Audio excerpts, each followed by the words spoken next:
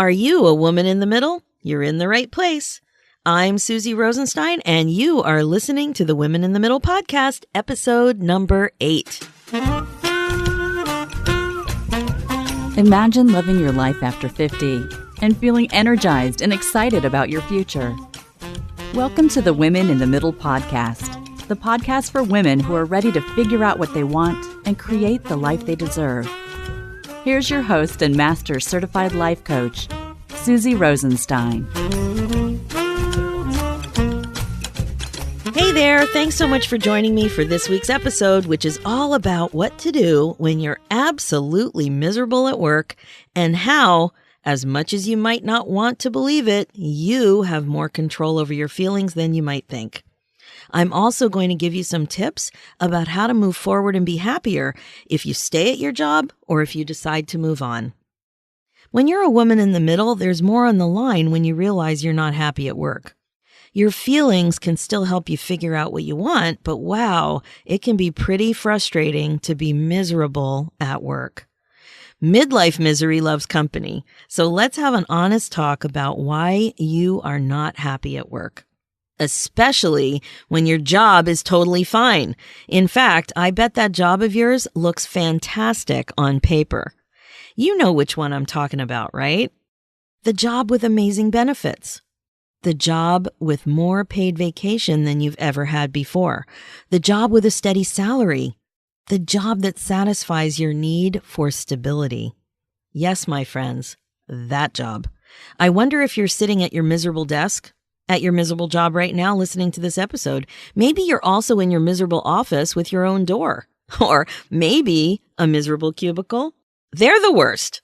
At my last job, there was talk for about 10 years of moving into this new building where it was going to be completely leading edge and completely efficient and completely open concept. None of us were happy about that. That misery started early. Regardless, I bet you feel like you're wasting time at this miserable job that looks so good on paper. Maybe you're listening to this episode during a miserable commute. Maybe it's not the job, maybe it's the commute. Whatever the case, you're probably feeling like you're just going through the motions and not really present. You might even feel stagnant, like you're not going anywhere, like life is passing you by, like something is missing. I bet you're starting to think about making a change. When you're a miserable woman in the middle, you eventually let this idea cross your mind. But you're confused about what steps to take, so you don't. You're feeling some fear about the unknown. Maybe you don't know exactly what you want. You think to yourself, how could I possibly make a change when I have such a good, stable job that has great benefits and a nice salary? That's what I used to think all the time. That thought is usually followed by something like this. What's wrong with me? And maybe a little bit of, I'm only 7 years from retirement, or whatever that number is for you. If I could just hang on and stick this out, everything would be great. I don't know what it's like where you are, but I've participated in plenty of conversations like this with other women in the middle, crunching numbers about retirement. Then you usually feel more confused, more self-indulgent, more frustrated, and you're right back into the thought spin cycle, getting nowhere fast. I used to play a little game with myself when I was miserable at work. I would think about where I was on the misery scale from 1 to 10. I would rationalize that as long as my level of misery was under 5 on the scale, I should just work on my coping skills and suck it up. What I didn't know then was that in order to work on my coping skills, I needed to work on my thoughts. It's important to ask yourself why you're miserable, not just talk about how miserable you are. I know that it's way more fun just to complain about being miserable. I know that your friends have heard this all before. They've heard you talking about how miserable you are. My life coaching clients tell me why they're miserable on a pretty consistent basis. See if any of these reasons resonate with you. Their boss gives them bad reviews and they don't deserve them. Their boss is less qualified than they are, and it drives them crazy.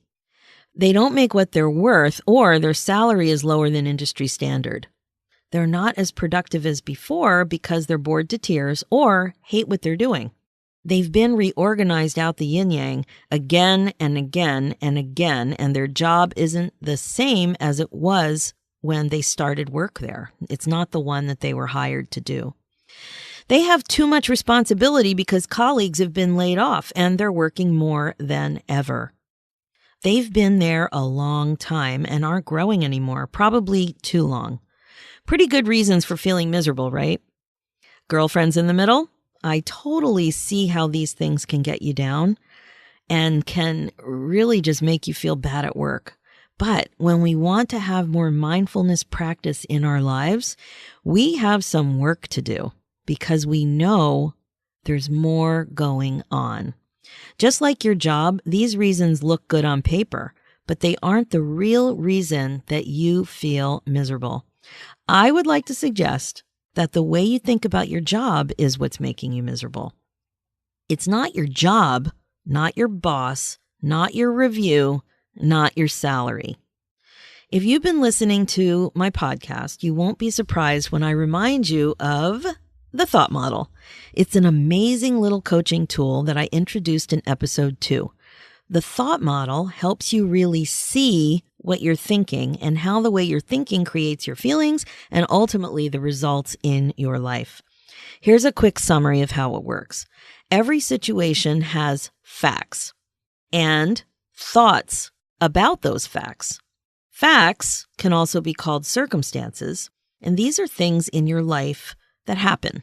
They're neutral. So if you had 10 people in a room, everyone would agree on the facts. They're black and white. They can be proven. On the other hand, thoughts are sentences in your mind about those facts. They're subjective. They're opinions. They're personal to you. 10 people in a room wouldn't necessarily agree on a thought about a fact. Your thoughts create your feelings. So when you feel miserable, it's because you're thinking something that is creating that feeling for yourself. Most people think it's something in their environment or something that happened to them that makes them feel the way they feel. It's typical. It's such a common way to think, but that's not how it really works. There's something in the middle. There is a thought in between the circumstance and what you're feeling. Let's take a closer look at these common reasons for feeling miserable at work and see what's really going on, and hopefully you can identify with something here. Your boss gives you a bad review. This is a thought. The completed review on a specific date is the actual fact. I know that this thought feels like a fact, but it's not. What you think is bad may not be bad to someone else. It's subjective. It's a thought. The fact, which is the review, is actually neutral. It's what you think about the review that creates the problem for you. Maybe that it wasn't fair, or that your boss isn't qualified, or the review doesn't reflect your work. Or maybe you're worried that the review will affect your pay increase or lack thereof. So you can see that the review itself doesn't make you feel bad. Your thoughts are what make you feel bad. Here's another common thought. You think that you deserve a higher salary. I'm not arguing with you. I'm just suggesting that this is a thought. Your actual salary, the number, is the fact. It's neutral. It's like your weight. The actual number on the scale is neutral. It's what you think about it that is not neutral. So in this case, it's your thoughts about your compensation. That's what's the problem.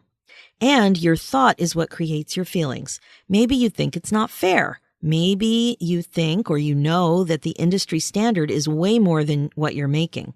Or that since your colleague was laid off, your job got bigger, but your pay didn't. When you think the thought, you feel unhappy and dissatisfied. But again, it's your thought creating your feelings, not your salary. How about this thought? You've been reorganized 5 times and your job isn't the same anymore. This is a fact.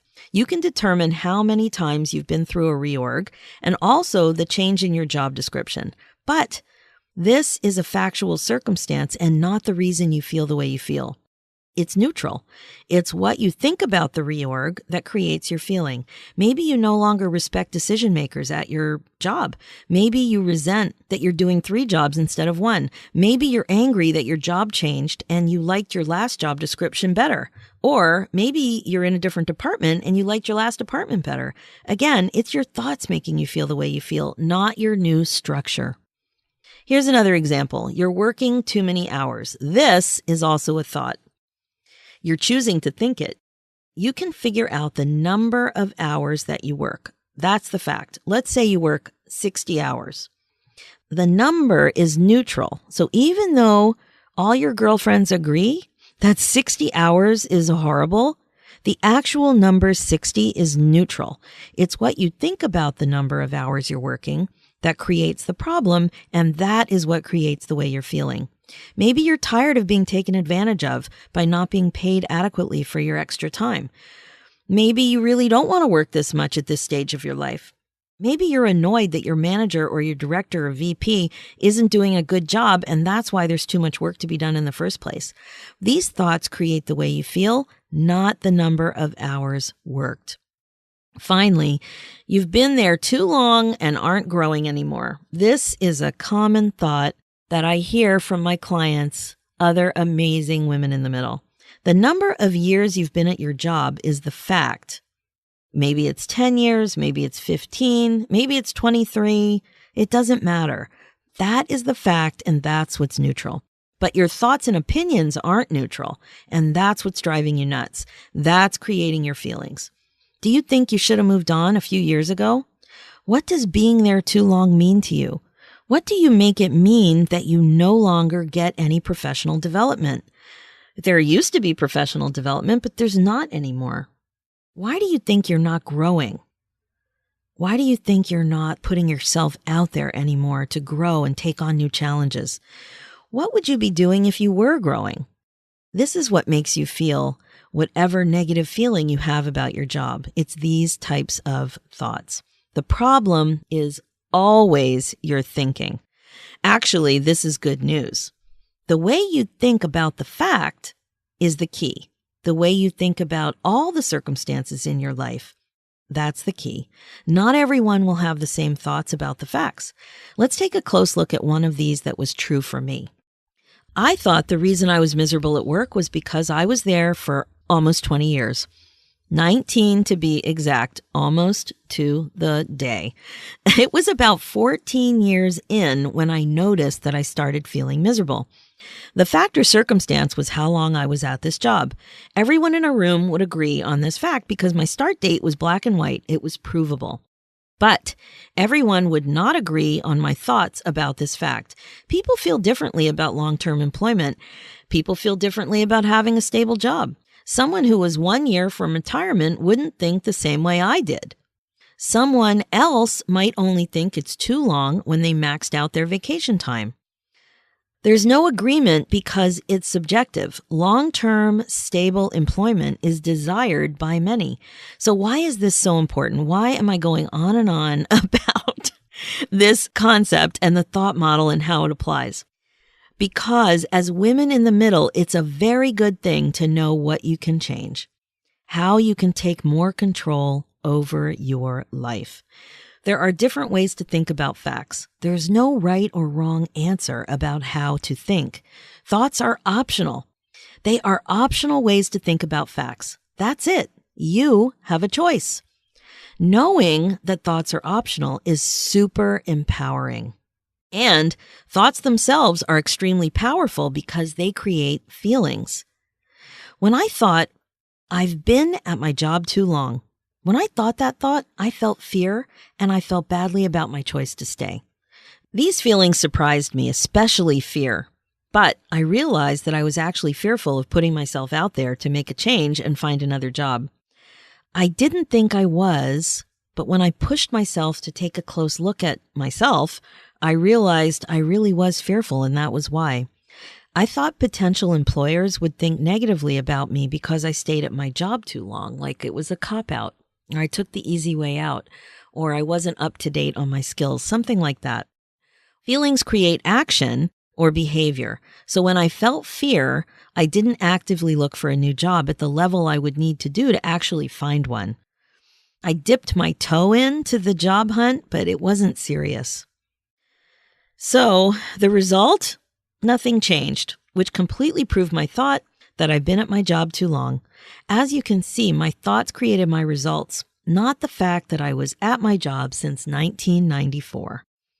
Your circumstances in life don't cause you to feel a certain way either, but the way that you think about your circumstances, that's what causes the feelings. This mindfulness stuff can rock your world, seriously. We are very comfy, cozy, blaming people and things for the way we feel. It's not really useful. And when I say blame, I do it lovingly. I don't mean being obnoxious about it or being weak about it. Blame can be a subtle thing. It's a shift in the way we think about our power to change something. When we think something outside of us is to blame or that it's someone else's fault, we feel like a victim to our circumstance rather than understanding the actual power that we have, the power in our thinking. The key to being happier and more content is to fully accept that you have the power to make yourself feel anything you want to feel. It's the ultimate in empowerment. It's true emotional adulthood. You can be happier at work if you want to be, even with the incompetent boss, even with the bad reviews, even with the different job title, and even with having to work more hours. You can still want to leave. I'm not saying you have to stay. You can still decide to move on, though, to another job. You can do whatever you want. You just need to like your reasons, which are now way easier to see once you know the difference between a fact and a thought. The bottom line is that you have more ability than you think you do when it comes to managing your emotional life at your job. Remember, your job won't make you happy, but your thoughts about your job sure can. Try this one on for size. Think of being miserable at work as a choice that you are actively making. You're choosing to be miserable at work. It's not your job making you miserable. It's you making you miserable. Let's go back to the example of having to go through a ton of reorgs. When you think, I can't believe we're being reorganized again, you hate it and you're aggravated. But you know that your thought creates your feelings. So you can decide to think something else on purpose. Something like, I'm learning to adjust to this reorganization. That's a thought that's available to you. It's believable and it creates way more neutral feelings. If you notice that thinking about your salary is making you crazy, dig a little bit and notice what you're thinking. When you think that you're being underpaid, you're miserable. Try thinking about how grateful you are to have a job and learn what you like and don't like so your next job is a better fit with what you're looking for. Right? You can use the time and experience you have and the contacts you have and the access you have at your miserable job, and you can shift your thinking to being grateful that you're employed while you're learning what you want, while you're learning more about what you like and what you don't like, so that things are better at your next job. It's all perspective and emotional adulthood, really. Like I said, even if you decide to leave this job, you can be less miserable as you're hatching your exit strategy. You just need to manage your mind. Instead of thinking, I can't wait to get the hell out of here, which makes you feel anxious and perhaps even desperate, try thinking, I am grateful I have an income while I'm learning to find my next job. Another example of gratitude, but learning how to find a job is a skill. It takes time to develop a skill. So you can be grateful. You can appreciate the fact that you're employed right now while you're learning. It's a small shift, but it creates a huge emotional result. I hope you're not rolling your eyeballs into the back of your head. I'm not suggesting you walk around being Susie Sunshine and surround yourself with rainbows and daisies. Seriously, I'm not. But I am suggesting that you take a second to notice how the thoughts that you are choosing to think are making you feel. Notice that you're being indulgent when you keep thinking stuff that makes you feel like crap. It keeps you small. It makes you miserable. Yes, It does take work to manage your mind and to own up to the idea that your thinking may not be serving you. Yes, it takes practice to think new thoughts. And yes, it can be challenging to stay on top of yourself like this, but a little birdie told me that you can do hard things.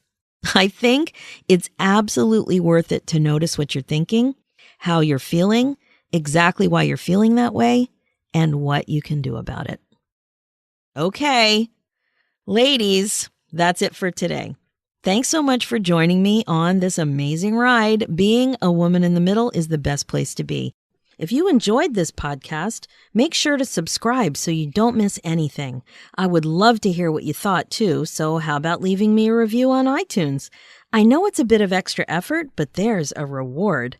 First, you'll know deep in your heart that you made this midlife gal smile. Also, I'll be doing a draw over the next few weeks for 10 lucky reviewers to win a free hour of coaching. Just go to womeninthemiddlepodcast.com/iTunes for totally simple instructions for how to leave your iTunes review. And good luck! You might be the lucky winner of some free coaching. Thanks for listening to this episode of Women in the Middle. If you liked what you heard and want more, head over to womeninthemiddlepodcast.com/guide to download a free actionable guide that will help you break out of your midlife funk and start living the life you want.